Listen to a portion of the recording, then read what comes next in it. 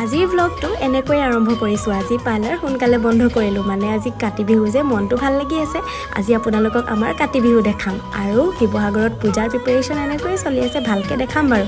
অলপমান বজাৰ কৰি পিনি সৰু সুৰা ডাইৰেক্ট আহি ঘৰ পাই গ'লোহি আৰু ভণ্টিয়ে এয়া চাকি জ্বলালে। মই অলপ বিশেষ অসুবিধাৰ বাবে আজি চাকি জ্বলাব নোৱাৰোঁ আৰু জেঠাইও চাকি জ্বলালে। আৰু এয়া কাতি বিহু আৰম্ভ হ'লেই নহয়, আৰু এয়া দেখিছেনে প্ৰথমৰ পৰা আৰম্ভ কৰি আছোঁ আৰু চবেই মোক জোকাৰি আছে, তোৰ এইবাৰ লাষ্ট নহয়, ভালকৈ খাই ল বুলি। তাৰ পৰা এয়া খুৰীহঁতৰ ঘৰৰ পৰা আৰম্ভ কৰিছোঁ আৰু এয়া হৈছে ধূনা, ভণ্টি।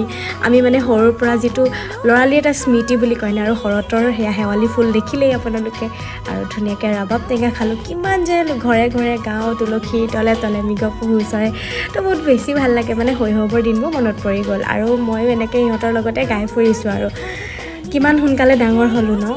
আপোনালোকৰ মনত পৰেনে বাৰু সেই শৈশৱৰ দিনবোৰলৈ? আকৌ